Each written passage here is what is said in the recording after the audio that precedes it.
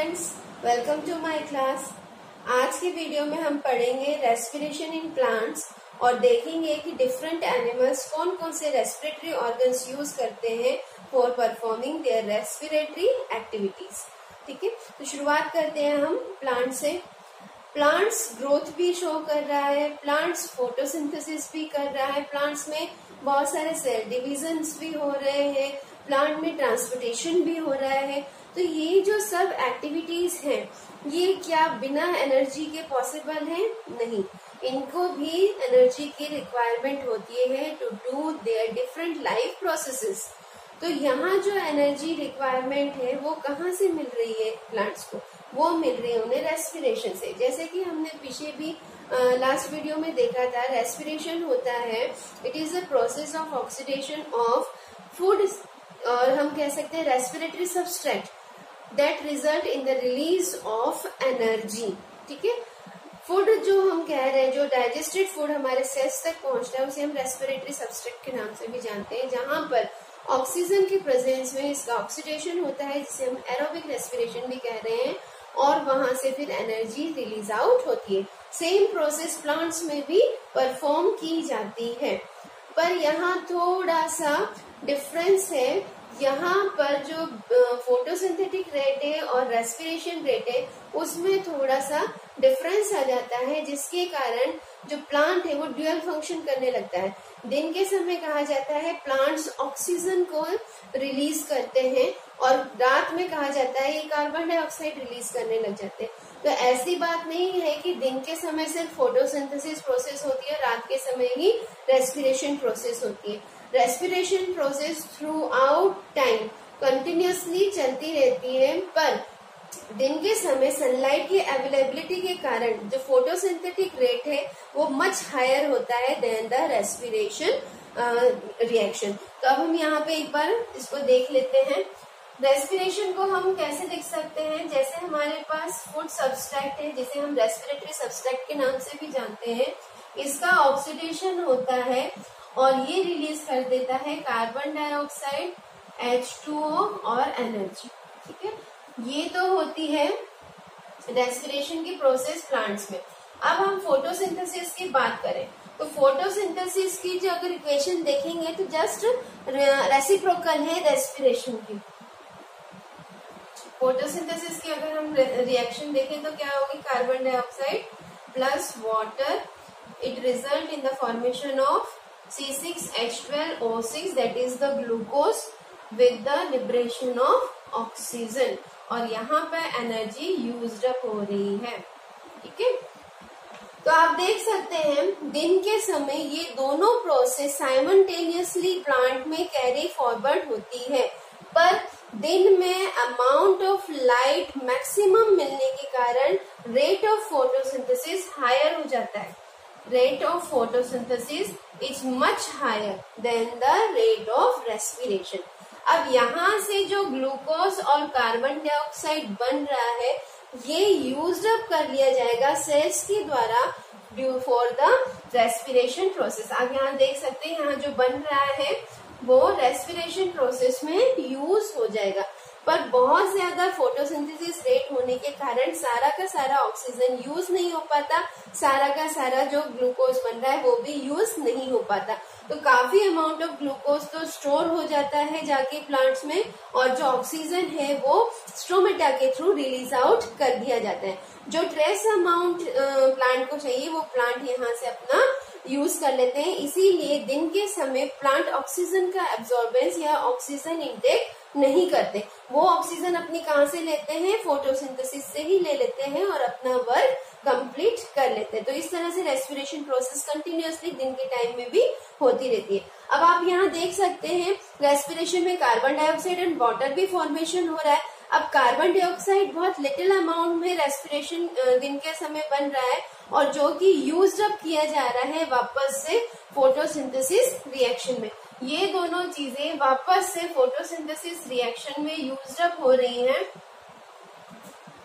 जिसके कारण इनका जो रिलीज है वो नहीं हो पाता है। इसलिए हम कहते हैं कि दिन के समय जो प्लांट है वो सिर्फ ऑक्सीजन रिलीज करते हैं, कार्बन डाइऑक्साइड रिलीज नहीं करते। पर रात के समय क्या होता है, ड्यूरिंग नाइट टाइम, नाइट में जो लाइट होती है वो तो एब्सेंट हो जाती है, लाइट ब्लॉक हो जाती है, बिल्कुल किसी भी तरह की फोटोसिंथेसिस एक्टिविटी नहीं हो पाती है। और फोटोसिंथेसिस नहीं होने के कारण ये जो प्रोसेस है ये कम्प्लीटली स्टॉप हो जाती है ड्यूरिंग द नाइट टाइम।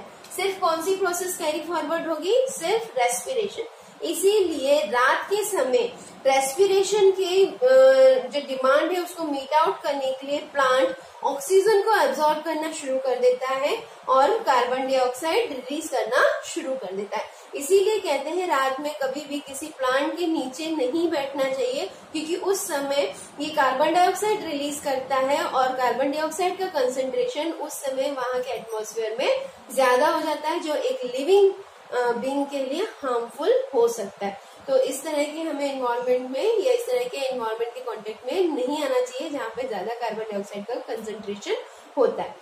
तो ये तो हो गया प्लांट में रेस्पिरेशन एंड फोटोसिंथेसिस। अब बात ये है कि एक्सचेंज ऑफ गैसेस, कौन कौन सी गैसेस हैं, एक तो है ऑक्सीजन और एक है कार्बन डाइऑक्साइड। ये एक्सचेंज ऑफ गैसेस हो कहाँ से रहा है, जैसे ह्यूमन बीइंग में एक्सचेंज ऑफ गैसेस कहाँ हो रहा था, रेस्पिरेटरी सिस्टम था उसमें एल्वेलाई के थ्रू एक्सचेंज ऑफ गैसेस हो रहा था। पर प्लांट्स में एक्सचेंज ऑफ गैसेस कहाँ होता है, ये 3 तरीके से होता है, ठीक है। 3 पार्ट्स हैं जहां पे एक्सचेंज ऑफ गैसेस होता है प्लांट्स में। पहला है स्टोमेटा, दूसरा है रूट हेयर्स और तीसरा है लेंटिसेल्स, जो कि स्टेम्स में पाए जाते हैं, ठीक। लेंटिसेल्स जो कि स्टेम में पाए जाते हैं। स्टोमेटा की बात करें, जो लीफ होती है, लीफ के लेयर पे एपिडर्मिस में टाइनी पोर्स होते हैं और इन पोर्स को कहते हैं हम स्टोमेटा। अगर हम स्टोमेटा का लीफ की पील निकाल के स्टोमेटा का माउंट बनाए और उसको माइक्रोस्कोप में देखें तो स्टोमेटा कुछ इस तरह से दिखाई देते हैं।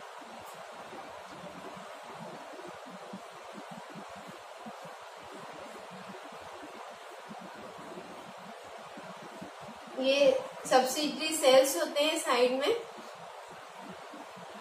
ठीक है। ये जो है ये होता है गार्ड सेल, जो कि स्टोमेटा की ओपनिंग को कंट्रोल करता है। कैसे करता है कंट्रोल, दिन के समय जब प्लांट में वाटर का एब्जॉर्प्शन होता है through the roots and then through the stem up to the leaves, तो यहाँ पर वाटर का कंटेंट ज्यादा हो जाता है और सनलाइट की प्रेजेंस होने के कारण इसका इवोपरेशन रेट फास्टर हो जाता है। तो उस कंडीशन में वाटर लॉस होने के चांसेस ज्यादा होता है।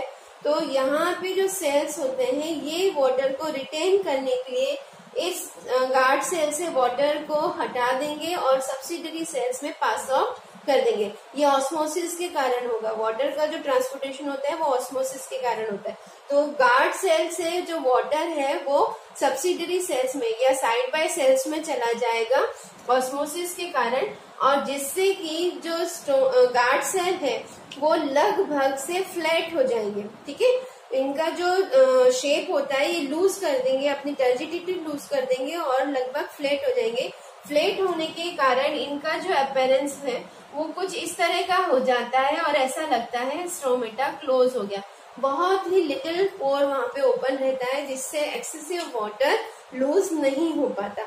इन्हीं पोर्स में से कार्बन डाइऑक्साइड और ऑक्सीजन का भी एक्सचेंज होता है। जब प्लांट रेस्पिरेशन करता है, ओनली रेस्पिरेशन करता है ड्यूरिंग द नाइट टाइम, तो वहां पर ऑक्सीजन का जो इनटेक हो रहा है और कार्बन डाइऑक्साइड का जो रिलीज हो रहा है वो इन्हीं स्टोमेटा पोर्स के थ्रू होता है। रात के समय वाटर रिटेंशन ज्यादा हो जाता है और इवोपरेशन रेट कम हो जाता है, तो उस समय स्टोमेटा में वाटर का जो कंटेंट होता है वो मैक्सिमम लेवल पे होता है, जिससे गार्ड सेल पूरे फूल जाते हैं, उनमें जो टर्जर प्रेशर होता है वो इंक्रीज हो जाता है और जो गार्ड सेल है वो किडनी बीन शेप के अपने ओरिजिनल शेप में आ जाते हैं, जिसके कारण बीच का जो स्ट्रक्चर है, ओपनिंग है, वो वाइड हो जाती है, जिसे हम कहते हैं ओपन स्ट्रोमेटा। तो ये जो ओपन स्ट्रोमेटा होती है काफी ब्रॉड हो जाता है, जिससे ऑक्सीजन और कार्बन डाइऑक्साइड का एक्सचेंज बहुत अच्छी तरह से इफेक्टिवली हो पाता है। ठीक है, तो ये तो हो गया स्ट्रोमेटा, जिसके through plants exchange of gases कर रहे हैं और ये प्रेजेंट होता है लीव्स में। ठीक है, अब हम बात करते हैं रूट्स हेयर की। रूट हेयर कैसे ऑक्सीजन एब्जॉर्ब करते हैं?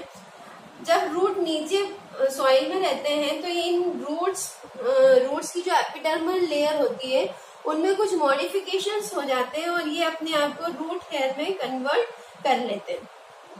अब मैं इसका एक ब्रॉड लुक बना दूं। अगर ये मान लीजिए रूट हेयर है तो ये सॉइल के पार्टिकल्स के बीच में जाता है और आपको पता होगा कि सॉइल पार्टिकल्स के बीच में जो स्पेस होता है उसमें एयर ट्रैप्ड होती है। ठीक है, और उस एयर में प्रेजेंट ऑक्सीजन को डिफ्यूजन की सहायता से, डिफ्यूजन मेथड से रूट हेयर अपने अंदर इंटेक कर लेती है। अब डिफ्यूजन मैंने आपको बताया था, डिफ्यूजन होता है exchange of substance across the permeable membrane या सेमी परमिएबल मेम्ब्रेन, और ये होता है due to the difference in the concentration of substances. अगर हम गैसेस की बात करें तो गैसेस के कंसंट्रेशन में अगर डिफरेंस आ जाएगा तो जो डिफ्यूजन है वो आसानी से यहाँ पे हो पाएगा। अब मान लीजिए सॉइल के पार्टिकल्स में जो एयर है वहां पर ऑक्सीजन का कंसंट्रेशन ज्यादा है और रूट हेयर में ऑक्सीजन का कंसंट्रेशन कम है, तो oxygen from higher concentration to lower concentration diffuse हो जाएगी। ठीक है, इसका मतलब जो ऑक्सीजन है अलोंग विद एयर ये कहां से कहां पास हो जाएगी? ये सॉइल से रूट हेयर के अंदर पास हो जाएगी और रूट हेयर में जो सेल्स होते हैं ये ऑक्सीजन को डिफ्यूजन मेथड से एक से दूसरे में और दूसरे से तीसरे में इसी तरह से पास डाउन करते रहेंगे। ठीक है, और ये ऑक्सीजन फिर पूरी रूट्स में इस तरह से ट्रांसपोर्ट कर दी जाएगी और हर सेल के द्वारा इस ऑक्सीजन का यूज रेस्पिरेशन के लिए होगा। आपने देखा होगा जब अगर हम किसी पॉटेड प्लांट में या किसी भी प्लांट में ओवर वाटरिंग कर देते हैं, जरूरत से ज्यादा पानी डाल देते हैं और अगर पानी क्लॉग कर जाए, पानी खड़ा हो जाए, ठीक है, तो क्या होगा? कुछ समय बाद जो लीव्स होती हैं या प्लांट होता है वो मुरझाने लगता है, प्रॉपरली ग्रोथ नहीं कर पाता। उसका एक कारण ये है कि प्रॉपर जो वाटर हम सॉइल में देते हैं वो वाटर इन एयर सॉइल के पार्टिकल के बीच में जो स्पेस है वहां जाके फिल हो जाता है, जिसके कारण जो ट्रैप्ड एयर है वो वापस इवॉल्व हो जाती है। आपने देखा होगा बबल से निकलते हैं पानी डालते हुए, तो जैसे जैसे पानी इन सॉइल पार्टिकल्स के स्पेस में जाता है एयर को रिलीज करता जाता है और वहां पे एयर की जगह ले लेता है, जिसके कारण रूट हेयर्स को ऑक्सीजन नहीं मिल पाती, एयर नहीं मिल पाती और ये रेस्पिरेशन की प्रोसेस नहीं कर पाते।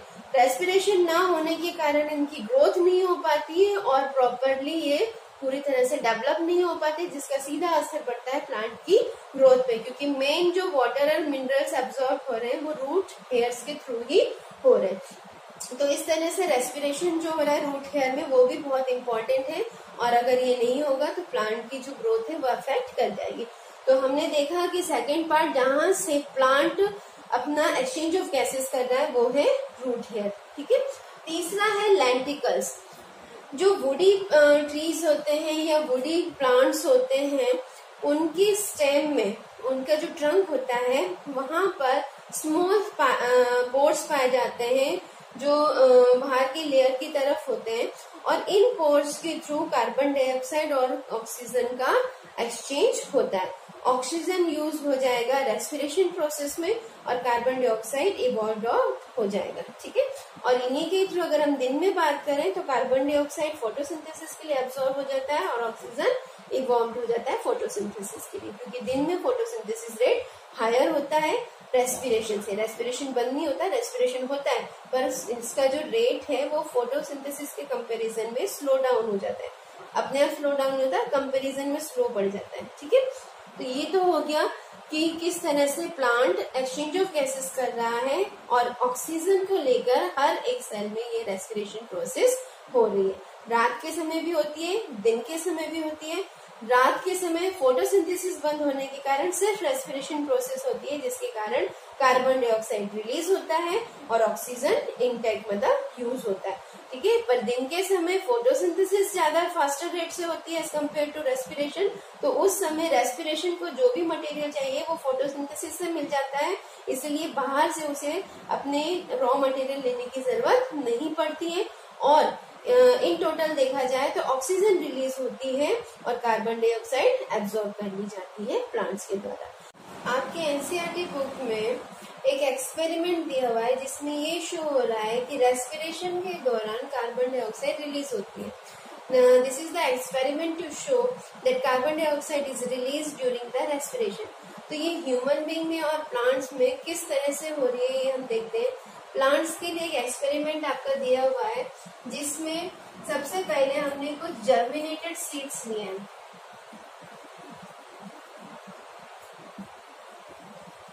जर्मिनेटेड सीड्स आप कैसे करेंगे, आप कोई भी सीड्स ले सकते हैं, चाहे ग्राम ले लीजिए चाहे मूंग ले लीजिए। इनको आपको 6 to 8 आवर्स के लिए पानी में सोक करके रखना है। देन आफ्टर वाटर को रिमूव आउट करके इसे ब्लैंक कपड़े में या मॉइस्ट कोई भी कॉटन का कपड़ा होगा उसमें हैंग करके रख देंगे। तो कुछ समय बाद इसमें व्हाइट कलर की रूट्स निकल आती हैं। ठीक है, तो उस समय इसे हम जर्मिनेटेड सीड के नाम से जानते हैं। अब जो रूट फॉर्मेशन हो रही है तो उस रूट फॉर्मेशन में एनर्जी की रिक्वायरमेंट होगी। इसका मतलब जर्मिनेट जो सीड होंगे उस समय रेस्पिरेशन प्रोसेस कर रहे होंगे और एनर्जी ऑब्टेन कर रहे होंगे। तो हम उस समय ये जर्मिनेटेड सीड को लेके शो करेंगे कि रेस्पिरेशन के दौरान कार्बन डाइऑक्साइड इवॉल्व या रिलीज होती है। तो इस सेटअप में हम क्या करेंगे, एक कॉनिकल फ्लास्क लेंगे और उस कॉनिकल फ्लास्क में हम इस जर्मिनेटेड सीड को रख देंगे। ये जर्मिनेटेड सीड को हमने रख दिया। इसके बाद हम एक छोटी सी टेस्ट ट्यूब लेंगे और उसमें KOH पहले फिल कर देंगे। ये जो है ये है KOH, पोटेशियम हाइड्रोक्साइड। इसके छोटे छोटे पैलेट्स आते हैं वो हम इसमें रख देंगे। पोटेशियम हाइड्रोक्साइड कार्बन डाइऑक्साइड को एब्जॉर्ब कर लेता है। ठीक है, तो इसको हम एक थ्रेड की सहायता से इसके नेक पर हैंग कर देंगे और इस नेक को एक कॉर्क और एक बैंड ट्यूब के साथ फिट कर देंगे। ठीक है, यहाँ पर एक बैंड ट्यूब लेंगे इस तरह से और इस बैंड ट्यूब की सहायता से और कॉर्क की सहायता से इसका जो माउथ है वो बिल्कुल सील कर देंगे।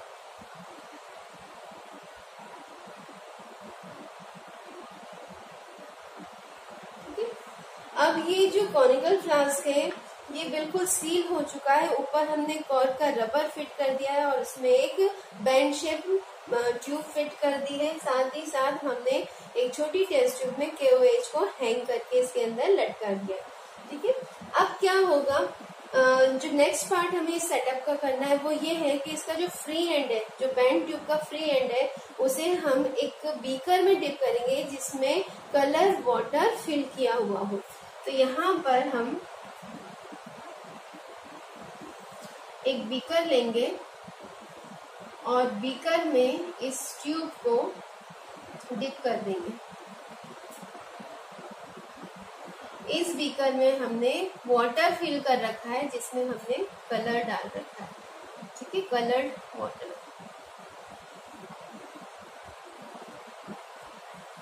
जैसे ही हम ये सेटअप कंप्लीट करते हैं तो यहाँ पर आप देखेंगे कि ये जो वाटर है ये यहाँ पर इंक्रीज हो चुका है, राइज अप हो चुका है इस बैंड ट्यूब में। और आपको इस समय इसके इनिशियल पोजीशन को मार्क करना है। ठीक है, यहाँ पर मार्कर या किसी से इसका इनिशियल पोजीशन मार्क करना है वाटर के। आफ्टर अबाउट 2 आवर और 1 आवर तो आप इसका फिर दोबारा से देखेंगे कि वाटर का लेवल पहले से काफी ऊपर आ चुका है, ये यहाँ पर आ जाएगा। तो आप उसके बाद सेकंड जो इसका लेवल होगा, फाइनल लेवल, उसको मार्क करेंगे।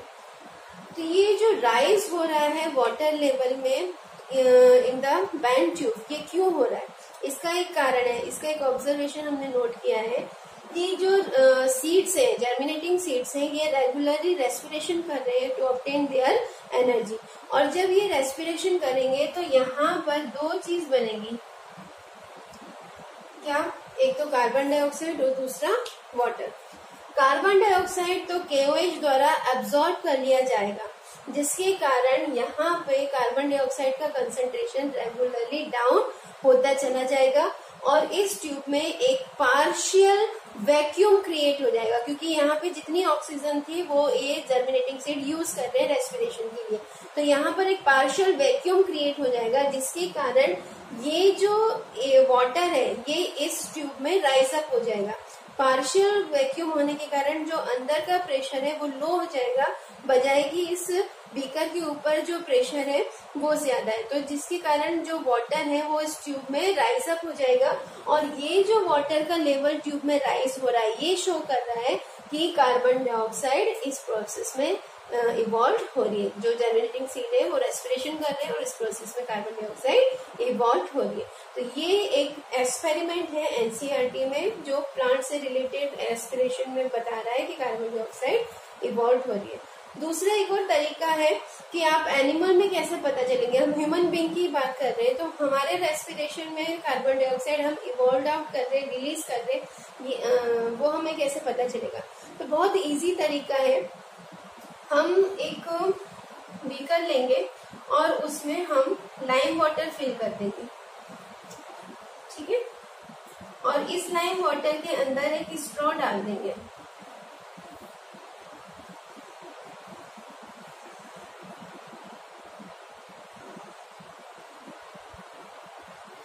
जब हम ऊपर से इसमें ब्लो करेंगे, फूंक मारेंगे, ठीक है, यहाँ से जब हम ब्लो करेंगे तो हमारे माउथ से जो एयर निकलेगी उसमें कार्बन डाइऑक्साइड का कंसंट्रेशन ज्यादा होगा। तो जिसके कारण जैसे ही कार्बन डाइऑक्साइड लाइम वाटर में पहुंचती है तो इसके साथ ये रिएक्शन कर जाएगी और इसको मिल्की कर देगी। इसका जो कलर होगा लाइम वाटर का वो मिल्की हो जाएगा, जिसके कारण हमें पता चल जाएगा कि हमारे एयर ब्लोइंग एयर में कार्बन डाइऑक्साइड का कंसंट्रेशन ज्यादा है।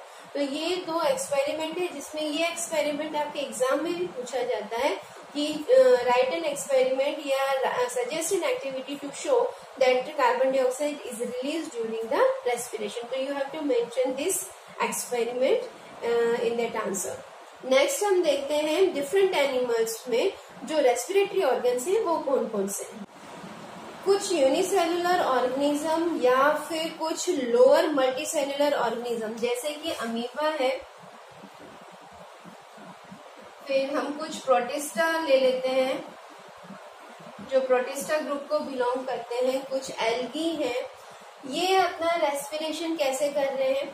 यहाँ पर इनकी जो बॉडी होती है वो डायरेक्ट कांटेक्ट में होती है ऑक्सीजन के, जिसके कारण ये अपने बॉडी सरफेस से, सेल की सरफेस से डिफ्यूजन मेथड की सहायता से अपना रेस्पिरेशन प्रोसेस कर लेते हैं। अब हम अमीबा की बात करें तो अमीबा डायरेक्ट ऑक्सीजन के कांटेक्ट में, इसके चारों तरफ जो एयर है वो ऑक्सीजन रिच है, डायरेक्ट इसके कांटेक्ट में। तो यहाँ पर जो कंसंट्रेशन होता है ऑक्सीजन का वो हाई होता है as compare to inside the amoeba, जिसके कारण डिफ्यूजन प्रोसेस होगी और डिफ्यूजन प्रोसेस में बाहर से जो ऑक्सीजन होगा वो अमीबा की बॉडी में थ्रू द सेल सरफेस, जिसे हम सेल मेम्ब्रेन भी कह रहे हैं, उसके थ्रू डिफ्यूजन मेथड से आसानी से अंदर आ जाएगा और जहां पर फिर ऑक्सीजन को अमीबा यूज करेगा फॉर इट्स रेस्पिरेशन। रेस्पिरेशन में जब कार्बन डाइऑक्साइड प्रोड्यूस होगी तो कार्बन डाइऑक्साइड का कंसंट्रेशन अमीबा के अंदर इंक्रीज होगा as compare to its surrounding environment, और यहाँ पे कंसंट्रेशन कार्बन डाइऑक्साइड का कम होने के कारण जो कार्बन डाइऑक्साइड है वो बाहर की ओर डिफ्यूज आउट हो जाएगा। तो यूनिसेलुलर और लोअर मल्टीसेलुलर ऑर्गेनिज्म में सेल्यूलर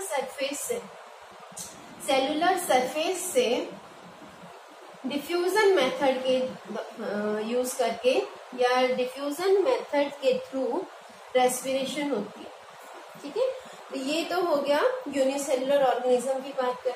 अब हम थोड़े से हायर एनिमल्स की बात करते हैं। हायर एनिमल्स जैसे कि कुछ इंसेक्ट्स हो गए, ठीक है। तो तो इंसेक्ट्स, अब हम एग्जाम्पल ले लें, जैसे कि मॉस्किटोज हैं, हाउ फ्लाइज होती हैं बहुत सारी, ठीक है, कॉकरोचेस हैं, या फिर हम ग्रास हॉपर ले लें, ठीक है। तो ये कुछ तरह के इंसेक्ट्स हैं, यहाँ पर इनकी बॉडी में छोटे छोटे माइन्यूट पोर्स होते हैं और ये पोर्स इनकी बॉडी में कुछ ट्यूब लाइक स्ट्रक्चर से जुड़े होते हैं और in air tubes like structure को कहते हैं ट्रैकिया। तो ये जो सिस्टम होता है पोर्स और ट्यूब लाइक स्ट्रक्चर का, इसे हम ट्रैकियल सिस्टम के नाम से जानते हैं और इन पोर्स को स्पाइरिकल्स कहते हैं। जैसे मान लीजिए ये किसी एनिमल की आउटर स्किन का पार्ट है, तो यहाँ पर छोटे छोटे पोर्स प्रेजेंट होंगे और इन पोर्स को नाम दिया जाता है स्पाइरिकल्स। ये स्पाइरिकल्स होते हैं और इनके नीचे ट्यूब लाइक स्ट्रक्चर होते हैं, ठीक है, जो कि पूरी बॉडी में फिर अंदर की तरफ ब्रांच फॉर्म में प्रेजेंट होते हैं। जैसे ही एयर इन पोर्स के थ्रू बॉडी में इंटर होती है, तो जो एयर ट्यूब्स है ये इस एयर को हर एक पार्ट तक ट्रांसमिट कर देते हैं, ट्रांसपोर्ट कर देते हैं और जहां पर भी ऑक्सीजन की डिमांड होती है वहां पर ऑक्सीजन इस एयर से फिल्टर होके डिफ्यूजन मेथड से इंटर कर जाएगा, अपनी उस ऑक्सीजन को सेल यूज कर लेगा या बॉडी पार्ट्स यूज कर लेंगे रेस्पिरेशन के लिए और वहां से जो कार्बन डाइऑक्साइड बनेगी वो वापस इसी ट्रैकिया के थ्रू इसी एयर में पास कर दी जाएगी और फिर जब ये एयर रोटेट होके इस स्पाइरिकल्स के थ्रू बाहर आएंगे तो उसमें कार्बन डाइऑक्साइड का कंसंट्रेशन ज्यादा होगा। जो एयर अंदर जाएगी उसमें ऑक्सीजन का कंसंट्रेशन ज्यादा होगा। तो इस तरह से इंसेक्ट्स में ट्रैकियल सिस्टम पाया जाता है, ठीक है, ट्रैकियल सिस्टम पाया जाता है जो बना होता है कुछ स्पाइरिकल्स और एयर ट्यूब लाइक स्ट्रक्चर से और इस मेथड से फिर इंसेक्ट्स अपना रेस्पिरेशन परफॉर्म करते हैं। इस ट्रैकियल सिस्टम में जो एयर ट्यूब्स होती हैं उनको कहते हैं ट्रैकी या ट्रैकियल ट्यूब्स और इसके बाद जो इनकी ब्रांचिंग होती है अंदर की तरफ जो ब्रांचिंग होती है इसको कहते हैं ट्रैकियोल्स। तो ये सिस्टम होता है इंसेक्ट्स में। और थोड़े से हायर एनिमल्स की बात करें जैसे नेमेटोड्स तक है, एनालिड्स है, जैसे अर्थवर्म हो गया, लीचेस हो गई, तो इनकी जो स्किन होती है वो बहुत ज्यादा थिन होती है और मॉइस्ट होती है। साथ ही साथ इनकी जो स्किन होती है वहां पे ब्लड सप्लाई बहुत ज्यादा होती है जिससे जो एयर है वो उसमें से ऑक्सीजन सीधे स्किन के थ्रू डिफ्यूज होके ब्लड में आ जाता है और ब्लड के थ्रू फिर डिफरेंट पार्ट्स तक ये पहुंचा दिया जाता है। इसी ब्लड की सहायता से कार्बन डाइऑक्साइड डिफरेंट पार्ट से एब्जॉर्ब कर लिया जाता है और वापस इसी मॉइस्ट और थिन स्किन के थ्रू इवॉल्व आउट कर दिया जाता है। मॉइस्ट और थिन स्किन के थ्रू जब रेस्पिरेशन हो रहा है तो इस तरह के रेस्पिरेशन को कहते हैं क्यूटेनियस रेस्पिरेशन। तो थर्ड हम एग्जांपल देखते हैं अर्थवर्म जैसे इंसेक्ट्स में, अर्थवर्म और लीचेस, इनमें होता है थिन एंड मॉइस्ट स्किन जिसके थ्रू रेस्पिरेशन होता है और इस तरह का जो सिस्टम होता है इसको हम कहते हैं क्यूटेनियस रेस्पिरेशन। स्किन के थ्रू जो रेस्पिरेशन हो रहा है उसको हम कह रहे हैं क्यूटेनियस रेस्पिरेशन। ऐसे ही यहाँ पर ट्रैकिया यूज हुआ था तो ट्रैकियल रेस्पिरेशन कहलाता है। फिर यहाँ पर सिंपल सेल की सरफेस के थ्रू हो रहा है तो सेल्यूलर सरफेस रेस्पिरेशन हो जाएगा, तो इस तरह से इसका नाम पड़ता है। तो स्किन के थ्रू जब हो रहा है तो इसे हम कह रहे हैं क्यूटेनियस रेस्पिरेशन। और स्किन क्यों करवा रही है? क्योंकि ये बहुत ज्यादा थिन है, बहुत ज्यादा मॉइस्ट होता है और डायरेक्ट ब्लड के कांटेक्ट में होती है जिसके कारण ऑक्सीजन सीधे ब्लड में डिफ्यूज इन हो जाती है और कार्बन डाइऑक्साइड डिफ्यूज आउट हो जाती है। जैसे एल्वोलाई में होता है, एल्वोलाई भी थिन होते हैं, मॉइस्ट होते हैं और ब्लड कैपिलरी से बहुत अच्छे से सराउंडेड होते हैं, तो वहां पे भी ऑक्सीजन डिफ्यूज इन हो जाता है ब्लड में और कार्बन डाइऑक्साइड डिफ्यूज आउट हो जाता है एल्वोलाई में। सेम यहाँ पे भी वही फिनोमिना अप्लाई हो रहा है। नेक्स्ट हम देखते हैं और ज्यादा थोड़ा हायर एनिमल्स की बात करें, जैसे कि एक्वेटिक एनिमल्स की हम बात करें। एक्वेटिक एनिमल्स वो एनिमल्स हैं जो पानी में रहते हैं। तो पानी में रहते हैं तो इनको डायरेक्ट एयर से तो ऑक्सीजन मिल नहीं सकती जैसे कि टेरेस्ट्रियल एनिमल्स को मिलती है। अब एयर जो ऑक्सीजन जो एयर में है वो ज्यादा अमाउंट में सोल्यूबल है as compare to water. Water में ऑक्सीजन बहुत रेयरली सोल्यूबल होती है, डिसॉल्व नहीं हो पाती है, इसलिए वाटर में ऑक्सीजन का जो कंटेंट कंसेंट्रेशन होता है, डिसॉल्व कंसेंट्रेशन, वो बहुत लो होता है एज कम्पेयर टू एटमॉस्फेयर। इसीलिए एक्वेटिक एनिमल्स को बार बार ब्रीदिंग करने की जरूरत पड़ती है। उनका जो ब्रीदिंग रेट होता है वो फास्टर होता है देन द टेरेस्ट्रियल एनिमल, क्योंकि उन्हें जो ऑक्सीजन की रिक्वायरमेंट है उन्हें ज्यादा चाहिए है और बार बार उन्हें वाटर का इंटेक करना पड़ रहा है जिससे वो ऑक्सीजन को उसमें से ले सके। एक बार जब लेती है तो बहुत कम अमाउंट का ऑक्सीजन ही उनकी बॉडी में इंटर कर पाता है। तो ये क्वेश्चन भी पूछा जाता है 10th में कि why breathing rate of aquatic animals is faster than the terrestrial animal. तो सिंपल एक कारण ये है कि ऑक्सीजन इज पार्शली या यूं कहेंगे faintly dissolved in water, so that very little amount of oxygen is get by these aquatic animals during one breathing. So they require more faster breathing to get the oxygen demand. Okay? तो यहाँ पर हम देखते हैं कुछ example, जैसे कि fish, ठीक है, फिशेज हैं, प्रॉन्स हैं, इनमें गिल्स प्रेजेंट होते हैं। ठीक है, क्या प्रेजेंट होते हैं? गिल्स। और गिल्स द्वारा जो रेस्पिरेशन किया जाता है उस सिस्टम को, उस रेस्पिरेशन को कहा जाता है ब्रैंकियल रेस्पिरेशन। ये भी आप थोड़ा नाम याद रखना, ब्रैंकियल रेस्पिरेशन किसको कह रहे हैं? उस तरह के रेस्पिरेशन जिसमें गिल्स यूज हो रहे हैं। ठीक है, तो गिल्स में क्या होता है, अगर हम फिश को देखें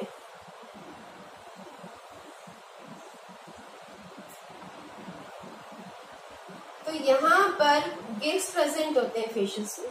ठीक है, जब ये माउथ से वाटर का इंटेक करती हैं, मुंह खोलेगी और वाटर अंदर ले लेगी, तो वाटर में जितने भी ऑक्सीजन डिसॉल्व है वो भी इंटर हो जाएगी और ये ऑक्सीजन जो वाटर पास होती है इन गिल्स के थ्रू।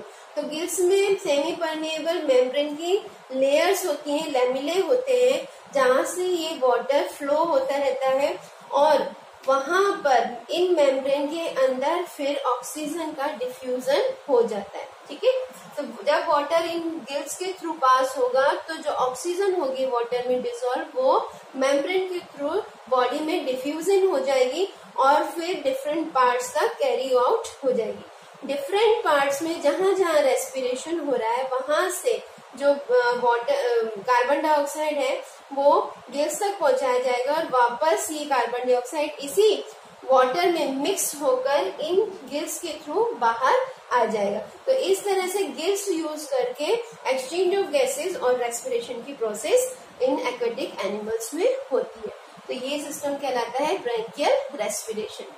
और थोड़ा सा हायर एनिमल्स की तरफ चले तो आपने देखा होगा फ्रॉग में भी क्यूटेनियस रेस्पिरेशन होता है। ठीक है, अब फ्रॉग जो है दो तरह से रेस्पिरेशन कर रहा है, एक तो क्यूटेनियस रेस्पिरेशन कर रहा है और एक कर रहा है पल्मोनरी। फ्रॉग में लंग्स भी एक्टिवेट होते हैं, जब ये लैंड पे होता है तो ये पल्मोनरी रेस्पिरेशन करने लग जाता है और काफी हद तक क्यूटेनियस रेस्पिरेशन भी परफॉर्म करता है। इसकी स्किन भी बहुत मॉइस्ट होती है, इसके जो सेल्स होते हैं एकदम फूल जाते हैं और बहुत ज्यादा थिन हो जाते हैं, जिसके थ्रू ये एक्सचेंज ऑफ गैसेस आसानी से कर लेता है। ठीक है, अब हम ह्यूमन बीइंग की बात करें या किसी भी मेमल्स की बात करें, ठीक है, तो इनमें लंग्स होते हैं जिनके थ्रू रेस्पिरेशन प्रोसेस फॉलो होती है। रेस्पिरेशन कंप्लीट नहीं हो रहा, लंग्स सिर्फ फैसिलिटेट कर रहा है एक्सचेंज ऑफ गैसेस को। तो यहाँ पे जब लंग्स के थ्रू एक्सचेंज ऑफ गैसेस होते हैं तो इस तरह के जो सिस्टम होता है उसको हम कहते हैं पल्मोनरी रेस्पिरेशन, पल्मोनरी रेस्पिरेशन। इसमें सबसे पहले ब्रीदिंग प्रोसेस होगी, फिजिकल प्रोसेस होगी, जिसमें इनहेलेशन एंड एक्सहेलेशन होगा जो कि लंग्स फैसिलिटेट करवाएगा।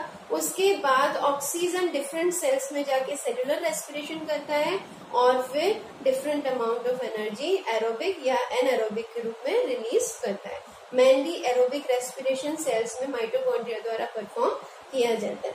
तो ये तो हो गया pulmonary respiration in higher animals. तो इस तरह से different animals different respiratory organs को यूज करके डिफरेंट रेस्पिरेशन फॉलो कर रहे हैं। कोई अगर हम दोबारा से इसको रिपीट करें तो यूनिसेल्युलर में सेलुलर सरफेस के थ्रू डिफ्यूजन मेथड से रेस्पिरेशन एक्सचेंज ऑफ गैसेस हो रहा था एंड रेस्पिरेशन हो रहा था। फिर हम बात करें कुछ इंसेक्ट्स की, तो वहां पर स्मॉल पोर्स स्पाइरिकल्स प्रेजेंट थे जो एक ट्यूब लाइक स्ट्रक्चर से कनेक्टेड थे और इस सिस्टम को हम बोलते थे ट्रैकियल सिस्टम, और इस तरह के रेस्पिरेशन को हमने ट्रैकियल रेस्पिरेशन के नाम से जाना था। फिर हम बात करते हैं और थोड़े इवॉल्व्स जिसमें अर्थवॉर्म और लीचेस थे, उनमें थिन और मॉइस्ट स्किन के थ्रू क्यूटेनियस रेस्पिरेशन हो रहा था, एक्सचेंज ऑफ गैसेस हो रहा था थिन और मॉइस्ट स्किन के थ्रू। हम फ्रॉग की बात करें जो एक एम्फीबियन है, तो यहाँ पर दो तरह से रेस्पिरेशन हो रहा है, क्यूटेनियस रेस्पिरेशन भी हो रहा है और पल्मोनरी रेस्पिरेशन भी हो रहा है, क्योंकि फ्रॉग में लंग्स वेल डेवलप्ड होते हैं। हम फिश एक्वेटिक एनिमल्स की बात करें जैसे कि फिशेज एंड प्रॉन्स हैं, यहाँ पर गिल्स यूज होते हैं एक्सचेंज ऑफ गैसेस के लिए, और इस तरह की जो रेस्पिरेशन मेथड होती है इसको हम कहते हैं ब्रैंकियल रेस्पिरेशन।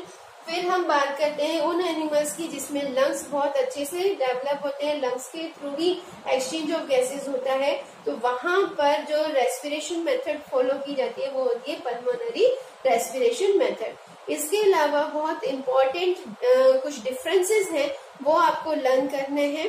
पहला जो डिफरेंस हमें देखना है वो है रेस्पिरेशन और ब्रीदिंग के बीच में।